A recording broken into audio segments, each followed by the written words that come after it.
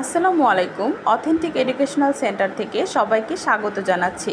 আমি আজকে ক্লাস 3 অর্থাৎ তৃতীয় শ্রেণীর ৭৭ পৃষ্ঠার অঙ্কগুলো করব। এর আগের অঙ্কগুলো আমার চ্যানেলে আপলোড করা হয়নি। ইনশাল্লাহ সময় সুযোগ করে এর আগের পেজের অঙ্কগুলোও আমি আপলোড দিয়ে দেব। আসলে আমার স্টুডেন্টদেরকে অঙ্ক করিয়ে দিলে ওরা প্রায় সময় নোট করে না, একই অঙ্ক বারবার করিয়ে দিতে হয়। তাই ভাবলাম ক্লাস 3-র অঙ্কগুলোও আমি একটু আপলোড করে দিই। আশা করি আপনাদের অনেক উপকার হবে। 1 নম্বর অঙ্কগুলোতে গুণ এবং ভাগ একসাথে আছে। তো গুণ, ভাগ, যোগ, বিয়োগ যদি একসাথে থাকে, অর্থাৎ সবগুলো প্রক্রিয়া চিহ্ন বা সবগুলো প্রক্রিয়া চিহ্ন না থাকুক, কিছু প্রক্রিয়া চিহ্ন যেমন যোগ, বিয়োগ, গুণ অথবা গুণ, ভাগ এরকম যদি থাকে, তাহলে সেই অঙ্কগুলো করার ক্ষেত্রে যেহেতু ক্লাস 3 এখনও বন্ধনীর অঙ্ক খুব একটা নেই, তাও আমি বন্ধনী সম্পর্কেও বলবো। বন্ধনীকে আমরা অনেক সময় বাংলায় বন্ধনী ইউজ না করে ব্র্যাকেট কথাটা ইউজ করে থাকি।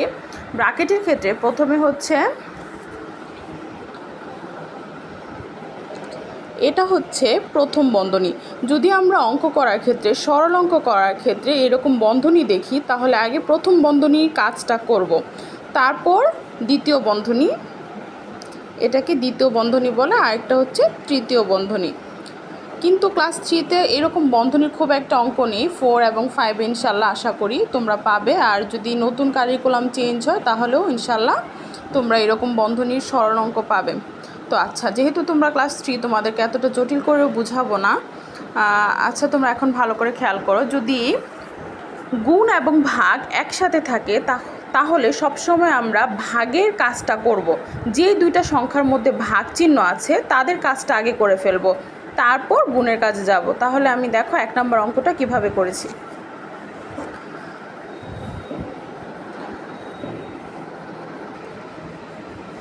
প্রথমে প্রশ্নটা উঠিয়েছি।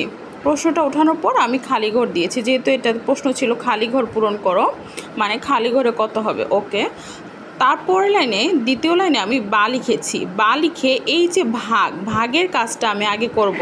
6-এর নামতা পড়লে কোথায় আসলে 18 হয়? 3 6 18। ওকে, এই দুটা ভাগ করার পর উত্তর ভাগফল পেলাম কত? 3।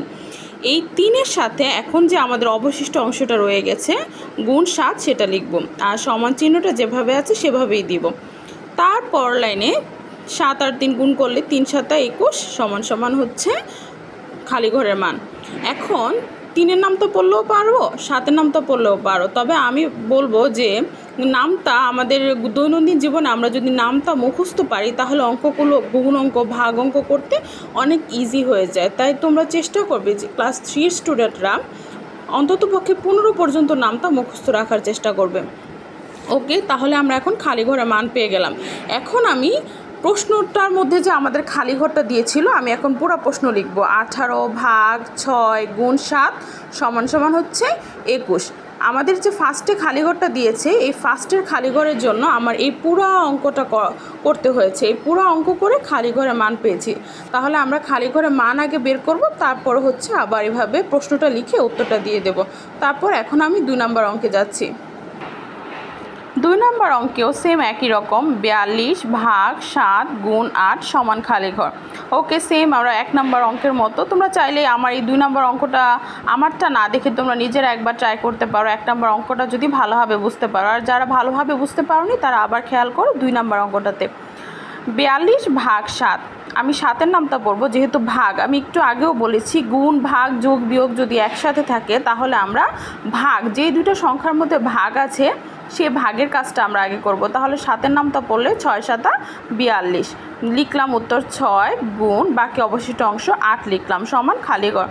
তারপর লাইনে বা দিয়ে লিখব, 6 8 48। তোমরা বা লিখবে, ছোট মানুষ তোমরা বোঝো না, অনেক সময় কি করো, এখানেও সমান চিহ্ন দাও, এখানেও সমান চিহ্ন দাও। 2 জায়গায় একটা অঙ্কের মধ্যে কখনো 2 জায়গায় সমান চিহ্ন হয় না।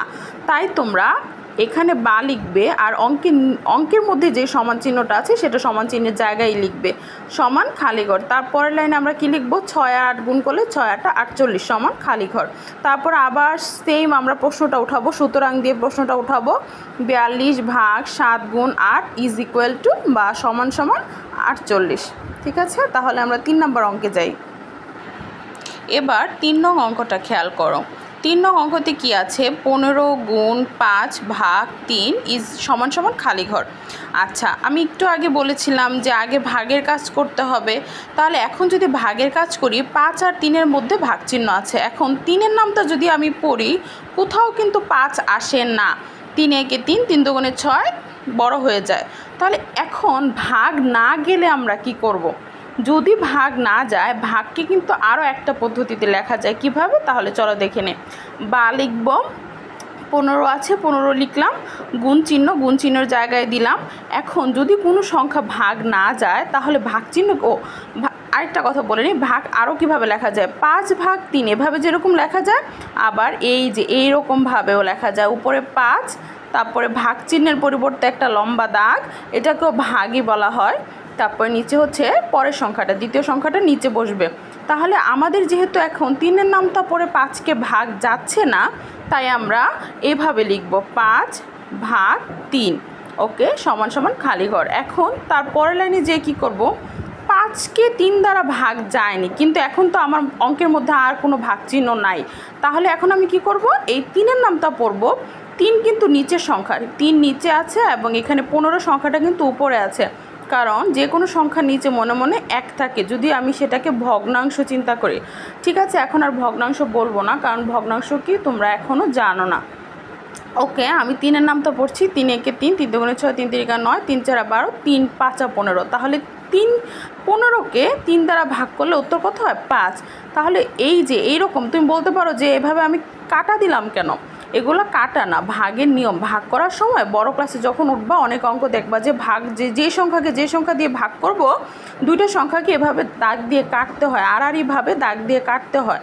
তারপর উত্তরটাকে বড় সংখ্যার উপরে লিখতে হয়, বা উত্তরটা এই যে বড় সংখ্যা যদি নিচে থাকতো তাহলে উত্তরটা আমি বড় সংখ্যার নিচে লিখতাম।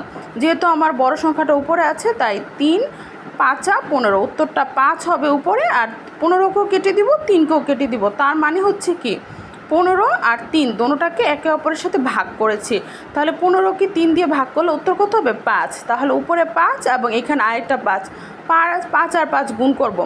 তারপর লাইনে বা 5 গুণ 5 সমান সমান খালি ঘর, বা 5 পাঁচা কত? 25 সমান সমান খালি ঘর। তাহলে খালি ঘরের মান আবার সেম একইভাবে প্রশ্ন লিখে ফেলবো, 15 গুণ 5 ভাগ 3 সমান সমান 25। এবার 4 নম্বর অঙ্কতে আসি।